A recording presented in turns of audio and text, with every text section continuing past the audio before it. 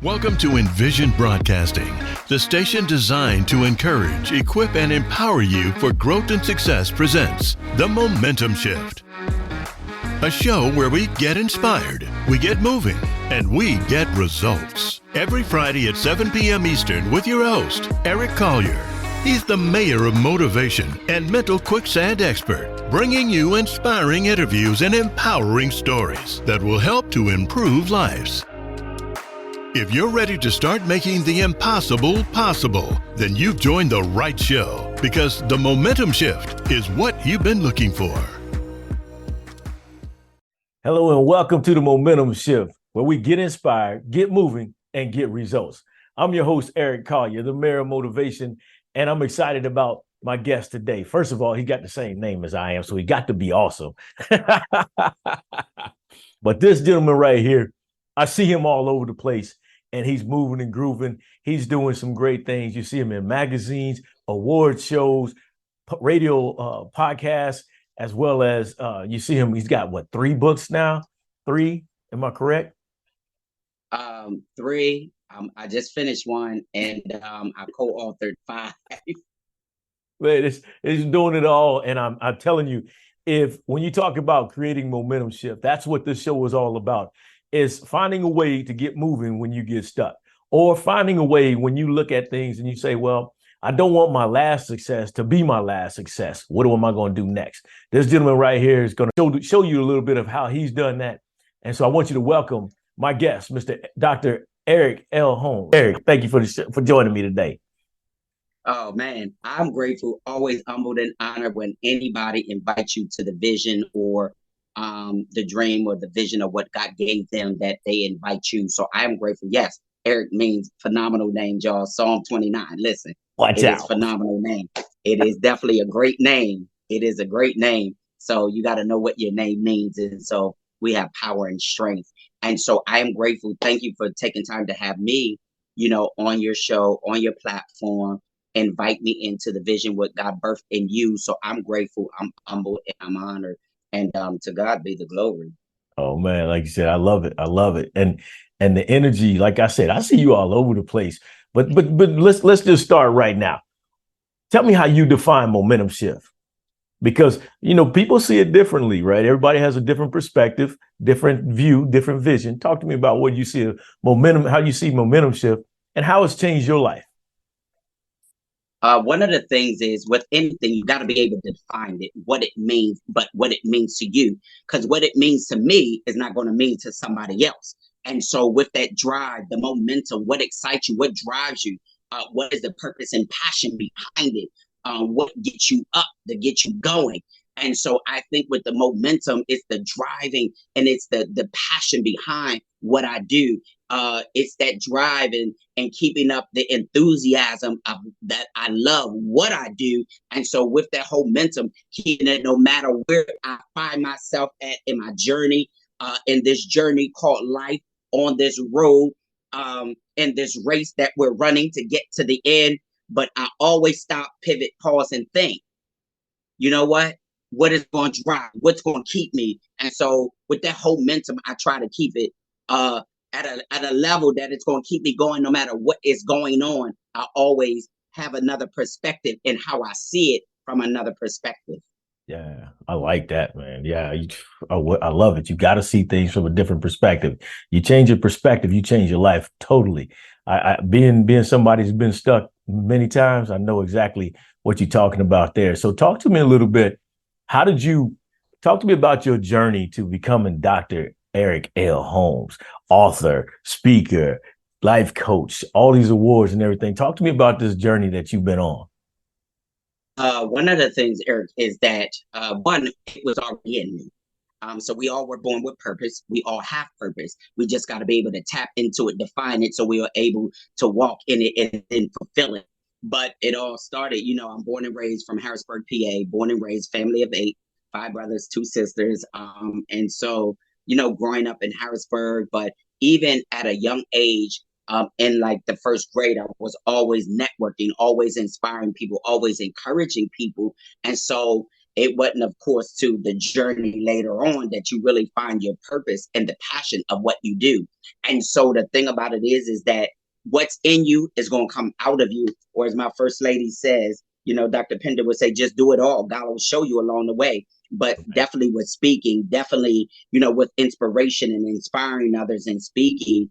And then as I journeyed on along through life, really able to tap into it, but then surrounding myself with people that will pull or even see what I don't see and see further than what I do see.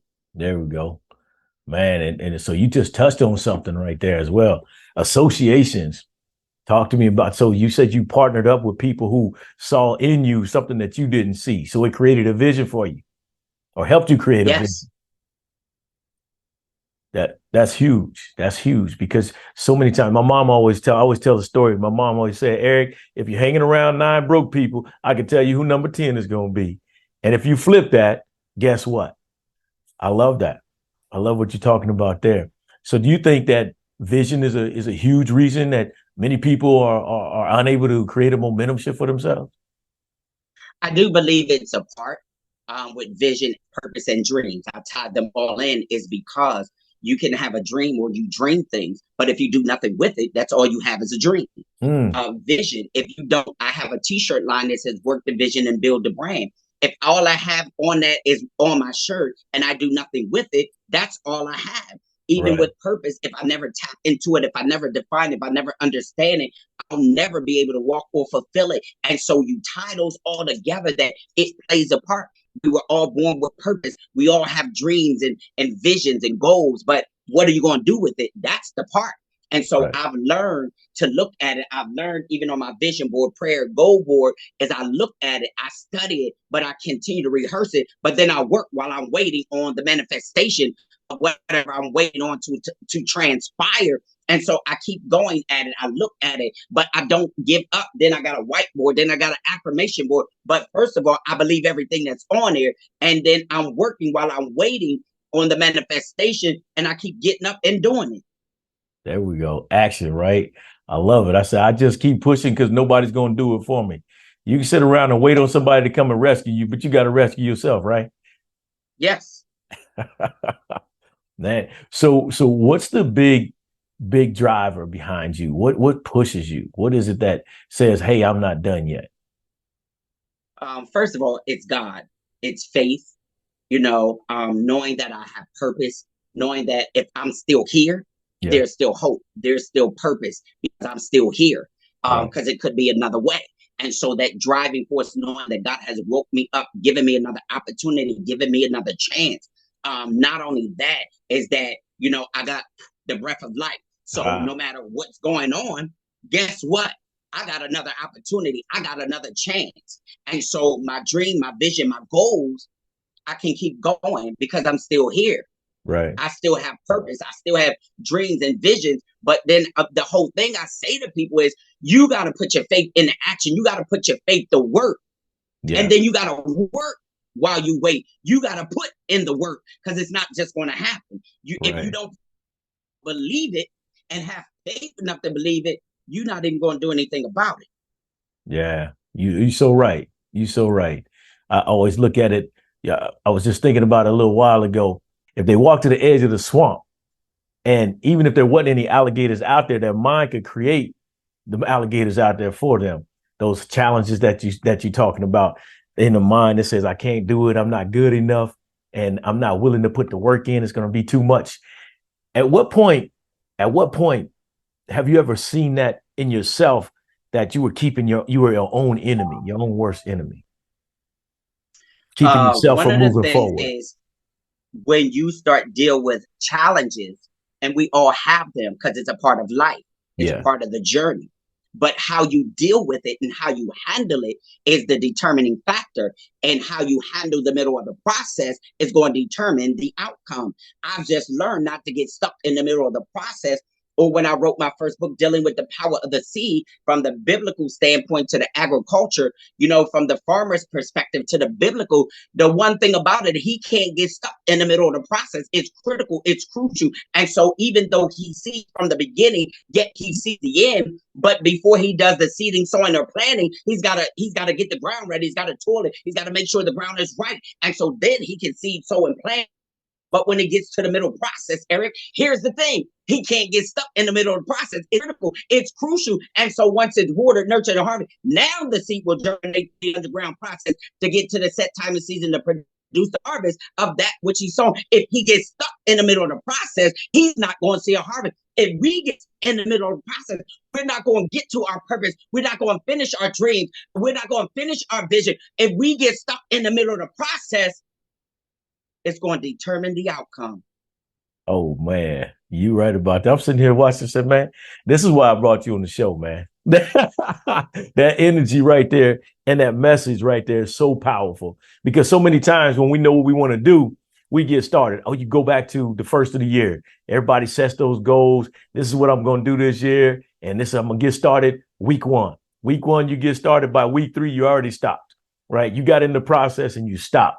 And you won't reap what you sow. I like what you just said there. That's why I believe. Do you see yourself as a farmer? Actually, yes, because I'm a tither, I'm a seeder, I'm a sower, and so now that you said this, I got to show this. Right? I did a photo shoot for a magazine. I like that. My photographer said, I need you to get the overalls. I need you to get these seeds. Like, all of this is actual stuff. But he shifted me to another perspective. I didn't see to do all of this, but it is actionality of what the farmer does. Everything it has on, the overalls, this is original stuff. When we were in the studio, however, it reminded me. And so now with my worksheet to the workbook and to the book of the power of the seed, it now shifted me that I look at it different, because this is what a farmer has to do. And so he brought something out that I didn't see. He saw a vision further than the vision I wanted. He saw further. And so that's why you need people that can see further than you see. And he brought something out that I didn't think about. Yeah, I like that. Now, there's another book you wrote. My next season is due season. The next season is due season. I love it, man. I love that. Yeah. What's the inspiration behind that one? It deals with, also, it ties into the power of the seed, because after that, knowing that the seed has power, yet and still, if I'm waiting on my due season, if I'm waiting on my harvest, if I'm waiting in expectation of that which I've sown, that which I've planted, that which I've seeded, guess what? In order to get to the next season, I've got to endure the season that I'm in. And so the season where I was, I understood that there was something else coming. And so when Paul said, listen, don't get weary, just keep doing good do well while you're doing good. Listen, you got a harvest coming. Just don't think. I know I have something coming because I planted. I know it started from the seed. And so now I watered, I harvested, I nurtured it. And so now as it had germinated, now I'm looking at the harvest. And so, but I've got to deal with the season that I'm in. And so from the natural to the spiritual, you got the season, spring, summer, winter, and fall. Well, as the church people say, the 5th season is the due season, right? But in order to get to any of them, you got to endure the season that you're in, and you cannot skip the process. So my next season is due season. It's going to help you with the process, the preparation of getting from one season to the next, and how you cannot skip the season. We are in summer, and though it may feel like fall, I can't jump to fall because I'm still in summer.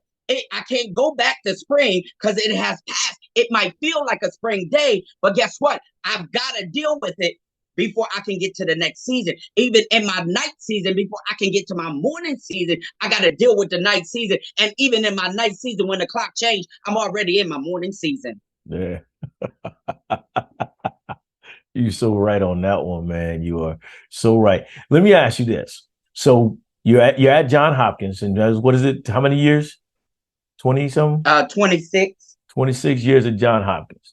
You're one of 7, one of 8. You're one of 7 children, one of 8 children. 8. It's 8 of us. Yeah, I'm number 7 though. All right. And that's a great number, by the way. So at what point, so Dr. Martin Luther King Jr., when he talked to the middle school students, he said, you got to prepare yourself for opportunities that your grandparents and parents never even faced. And so what I mean by that, you find yourself in rooms with people that sometimes wanted you there or don't feel you belong there. How do you create a momentum shift for yourself to show, hey, look, and to convince yourself that you belong there?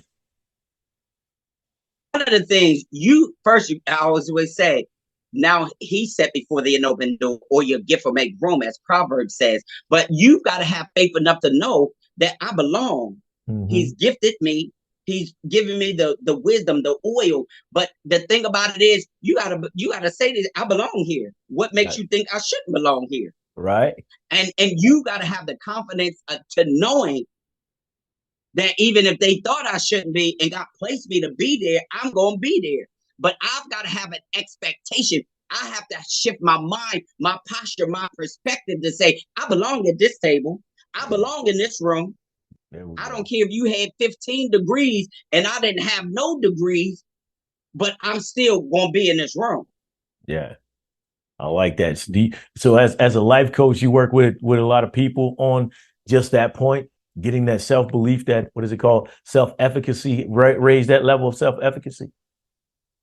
Yeah. And one of the things is when I used to teach in a school, in one of our life coach schools, it was dealing with self-confidence and speaking and building their confidence, because so many times people deal with self-esteem, or they deal with they're not good enough, or they deal with trying to base, which I tell them, don't try to base your success on somebody else. Yeah. Everybody's journey is different. Only thing it is that we're all doing is trying to get to the finish line. Now, the race we're in, all of us are in the race in this journey called life. And so how you get there, we're trying to get to the finish line. But the thing about it is, with confidence or success, I can't base mine based on yours, Eric. I can't base it based on Oprah's. Her journey is different. Yeah. And you touched on something earlier, and you talked about that. We were talking about we had a conversation the other day, me and a friend of mine, about people comparing themselves. They want to do what you do at the level that you do, but there's a difference. I don't have the same value for what it is you're doing that you do, right? That's kind of what stops you, right? How about this? This one, how to handle patient endurance. I love it because it's 8 tracks on here. Okay. And I remember God saying to me, work the lane you've been given. Don't try to forfeit your race trying to run in somebody else's. Yeah, don't try to forfeit it while you're crossing in a lane that you've not been graced to do. Mm-hmm. I probably couldn't have gone through what Oprah went through because of where the level she's is. And I tell people, we're all fearfully and wonderfully made in the image of God, but you're trying to base it. There's nothing wrong with getting wisdom or advice or, saying, wow, I would like to do this, that, the other, but never try to base it because you might not be able to handle what they went through to get to where they are, yet to get to where they're going.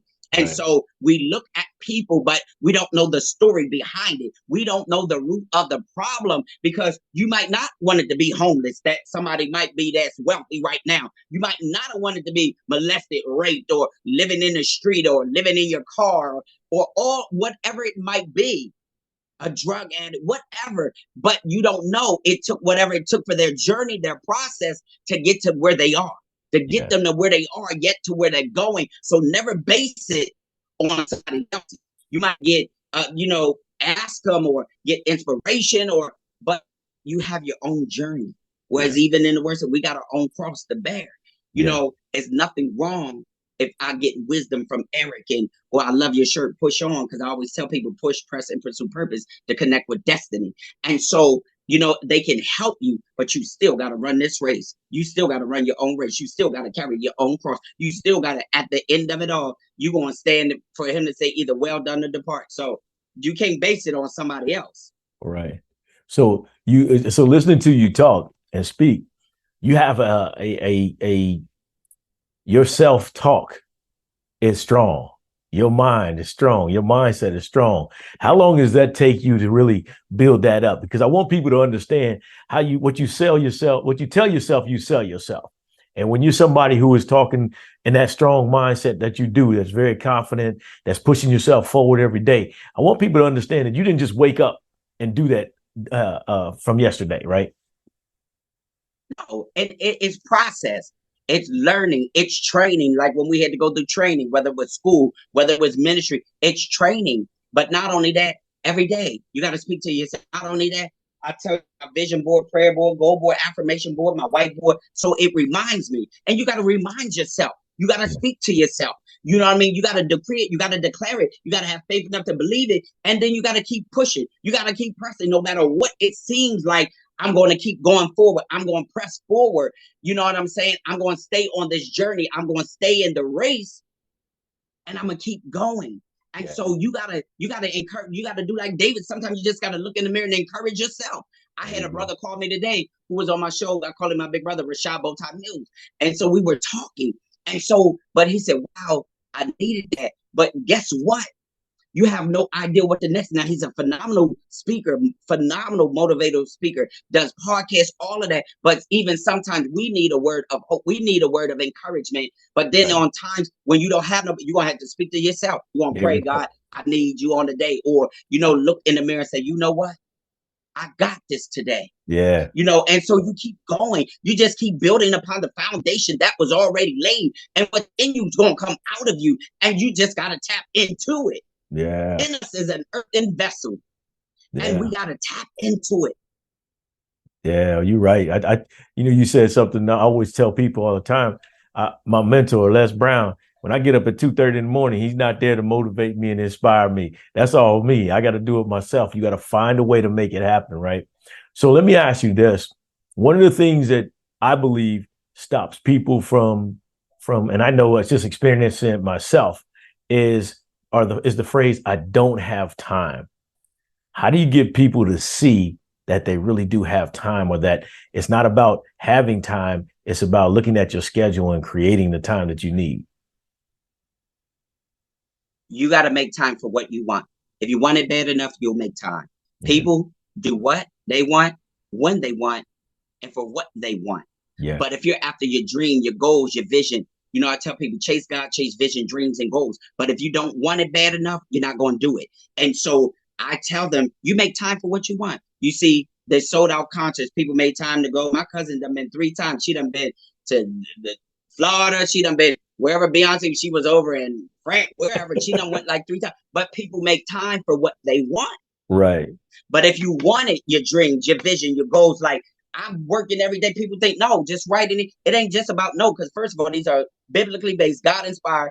And guess what? On divine assignment and backed up with the word. And so, but when I did my other one, it wasn't that I just said it, so I'm gonna just write a book. No, because when people are reading, it's got to make impact. It's got to be effective. It's got to be that somebody can walk away, their lives will be transformed, their lives will be pointed to the Savior. It not only that, it would inspire and encourage them. So this ain't just sitting down right now. I just had a conversation with someone yesterday.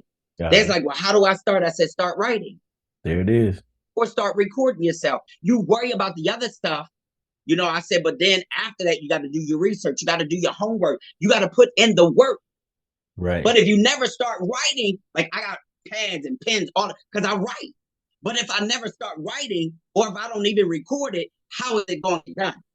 Right. Oh, yeah. I mentor and coach high school students. And the one thing I try to get them to do is to write down their thoughts, take notes, because they think that they can get it right here. Oh, no, I put it in my phone. Nah, man, you're going to lose it. You're not even going to absorb it like you need to absorb it. So writing it down is key. It's so key because you can go back and reference it. Like when I sat here a couple of weeks ago, we had a tornado come through here. So all the power was out for a couple of days. So when the power came back on, we didn't have lights. We had lights. We didn't have internet and cable. I literally sat down. Now, see, this is why you got to look at things from another perspective. You got to even see trouble as a transportation of where you're going. See, right. It had it not been for the trouble that came, I wouldn't have done what I did. And so I literally sat down at the table, and wrote the rest of my book. Oh, wow. Now, if the storm hadn't came, if that tornado hadn't came, if the power wasn't out, then when the power did come back on, and then I had the internet and cable, I probably would have been on watching TV, or I probably would have been on the internet or whatever. But however, I looked at it from another perspective. So what I did, I sat down. I said, you know what? Because this has got to be released. Yeah. So I need to finish this. I like that. And you get it done. Yeah. I like that. You touched on that. You touched on action being important, right? Vision being important. Believing in yourself, self-talk, and like I said, writing it down helps you get it done. But what I like what you just said there is something that a lot of times we tend to not pay attention to, how we respond. We have I believe that we have this way to respond to problems, and we continue to do that at every level. And I think that can get us stuck sometimes. Talk to me about the importance of seeing a problem, just like you said, seeing a problem or a challenge as an opportunity. Here, Eric, and it's so good, because a lot of times we look at trouble, we look at challenges, we look at problems, but we don't look for the opportunity in it. You've got to learn, as my first lady, Dr. Pender, would always say, you got to learn to see God in everything. He pencils our day in. I might got iPads, I might got planners, calendars, but he pencils it in. However, the thing about it is that you got to see things from another perspective. Yes. You can't get stuck and be there and not try to move forward. You can just hit reset. You got to go back, take another look.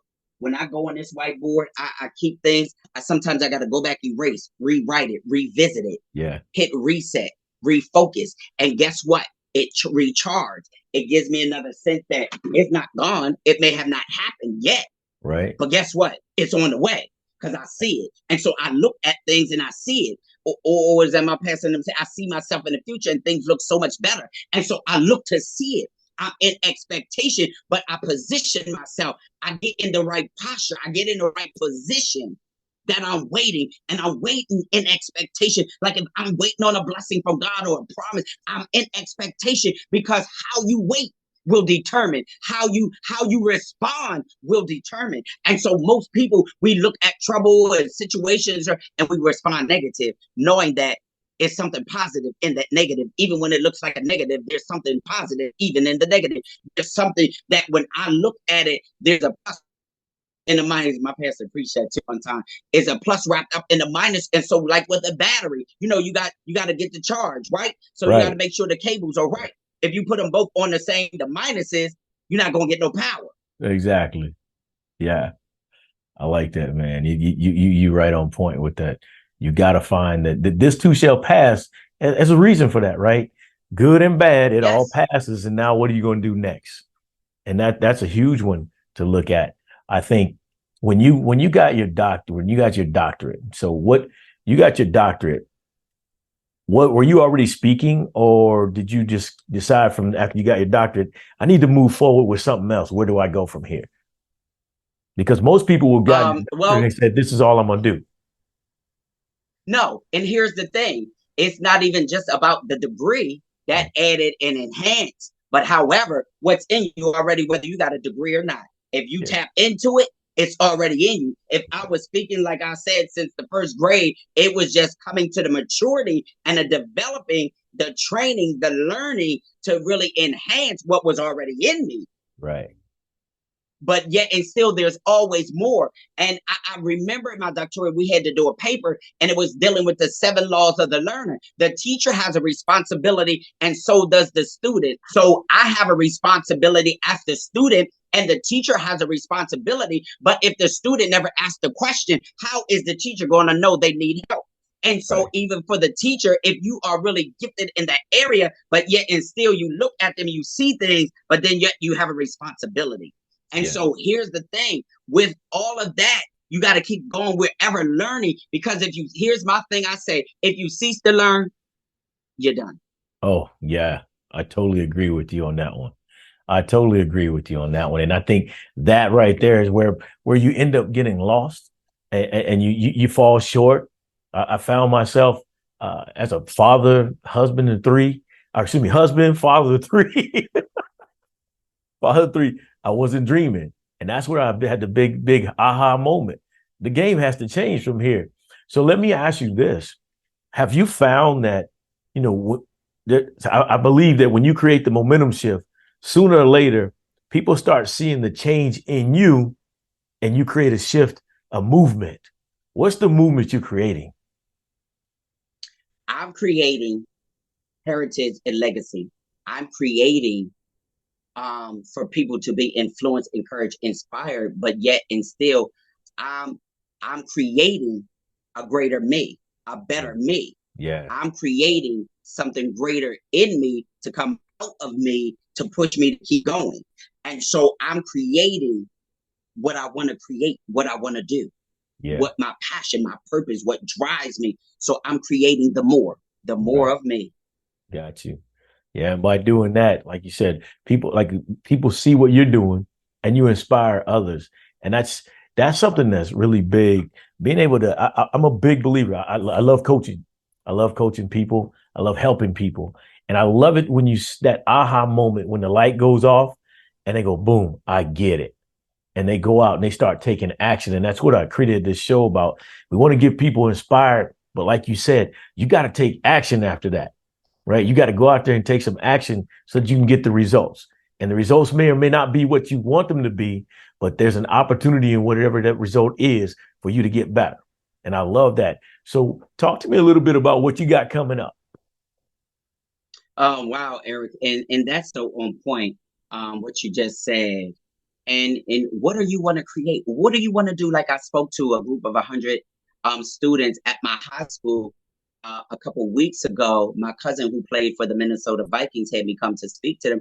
And I said, what are you passionate about? What drives you? What do you go to bed with? What do you wake up with? What is in the inside that just pushes you to go, drives you, that's going to, what you want to do? And so I was asking questions and dialogue. So I know that when I can inspire somebody, it drives me. I know when I get in the studio, which my show is this Friday, The Power of Influence with Dr. E on Power 4.4 Radio, it drives me because I'm in the studio, but that passion, that drive, that adrenaline that I'm speaking to so many people to encourage, to inspire, to influence, to impact them, that's going to make a difference in their life, in our culture, in our community, and giving people an opportunity that they may not have to, get their brand out or get the CD or the book. And so it drives me. And so I have another book that'll be released in November on my birthday, November 15th. Right. I'm super excited because I had a meeting with my graphic designer. And man, when I tell you, Eric, wow. When you follow the plan and instructions God gave, and I tell people don't deviate from what God gave you. I don't care if somebody need to change this. They can change a sentence. They can change a period, but never deviate from what God gave you. Right. And so when I did the Power of the Pen, the Artist Expo, which will be happening again next May, the last Saturday in May, is that I did it God's way. He said, do it from a male's perspective. Not only was it from a male's perspective, it was from a Black male's perspective, speaking to the culture, the community. I said, we're doing it for the culture and community. Yeah. And so even with the next book that I just finished, I'm excited because when God gave it to me, and then me and my little sister, I said, listen, we're going to kick off your birthday. I'm going to start it off and we're going to celebrate all month. And we were talking, and when I was sharing about the title, and she helped edit it and all of that, she said, wait a minute, add this, and it hit, and it was right. From there, I took out a pen, wrote on a napkin, put it in my pocket, typed it in my, see, it hit me because God allowed her to give me what I needed to add to it. Right. And so that's why I said when you have people that can see the vision further than you, but if they house the vision, they'll support the vision. And if I left them with the vision, they wouldn't steal the vision. And so here's the thing. I said, wow, that thing hit me. And so when I was talking to my graphic designer, I said, Aunt Anna, and I said, wow, I told her the title and she was like, whoa, that aha moment, right? And so then we begin to pick out different things. And she said, well, let me do it like this.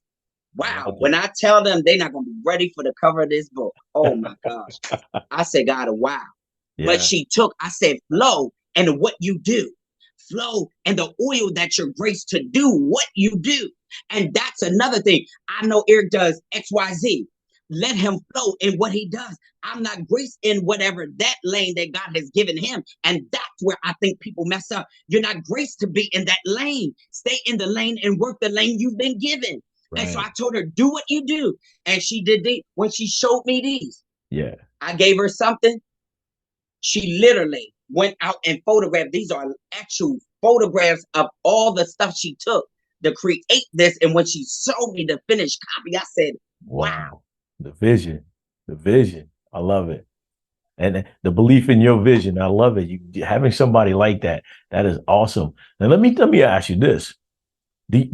Sometimes I found that ego sometimes keeps us away from really, and I think you talked on it a little bit earlier, but keeps us from asking for help.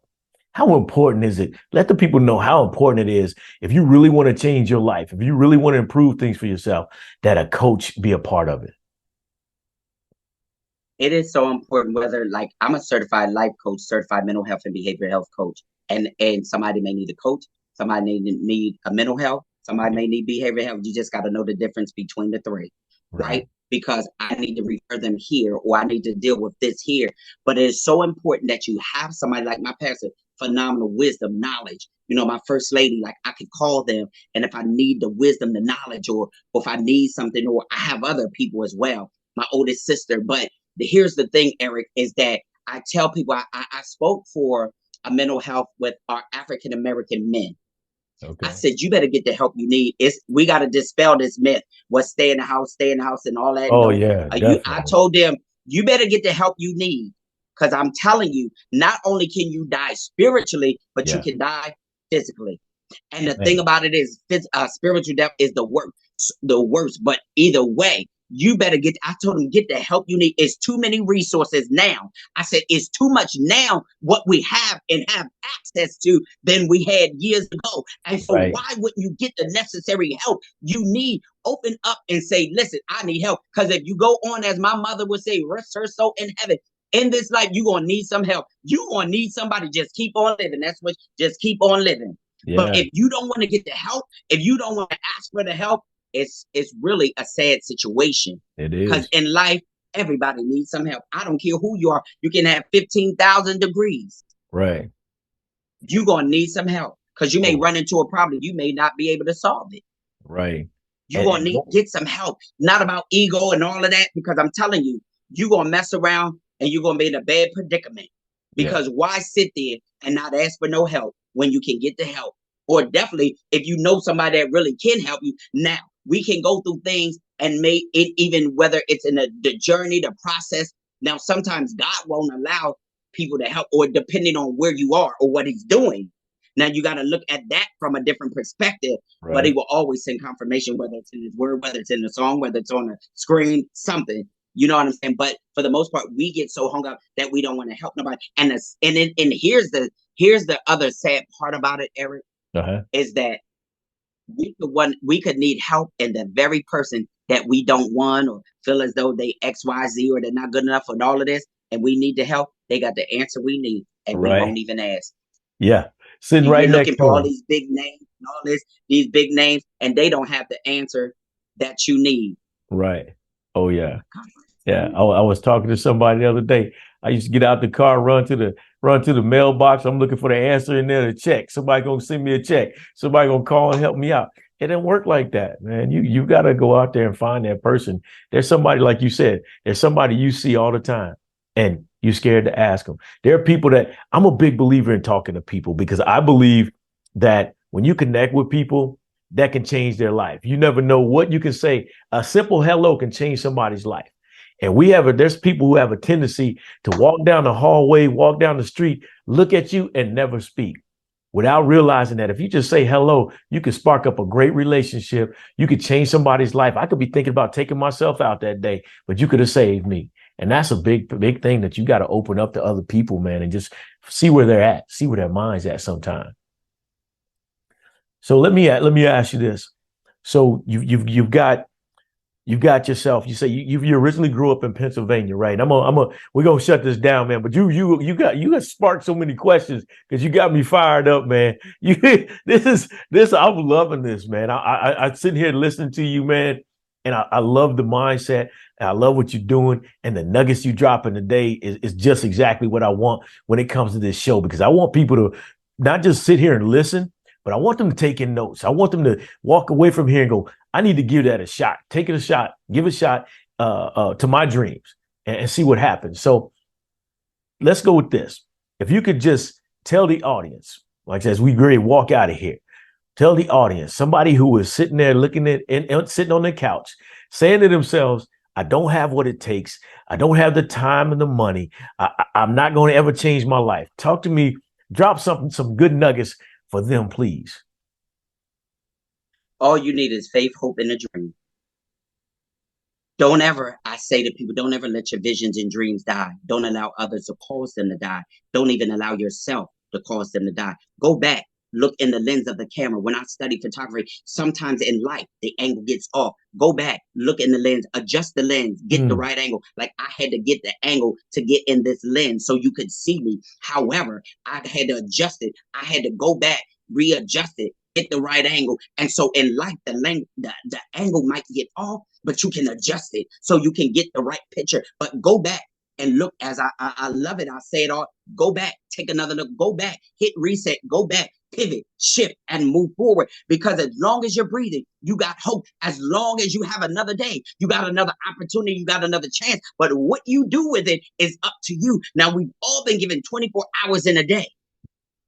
Yeah. It's not how you start, but how you finish. It's not how fast you run, but that you endure. And so finish well and finish strong. And so guess what? Just get to the finish line. Stay in the lane and work the lane you've been given. Don't ever feel that you don't have enough, because guess what? If you keep saying that, you'll never have, or you'll never get to where you're going anyway. If you keep saying that. So at some point, I tell them like this, I'm not going to keep building the dreams at my job and not build my own. Right. They help me pay for everything I need. Business-wise, graduating from the Cary Business School and executive business management, all the business things I need to help mine. But I'm not going to sit here and build somebody else's and not build mine. If he's giving me a dream, if he's giving me a vision, I got to have faith enough to believe it. I got to put in the work, put my faith to action, have an action plan, have a plan of action. Guess what? Shift, pivot, and move forward. There it is. I love that, man. That is awesome right there. The way you think, the way you speak, you manifest what it is you get. I love that.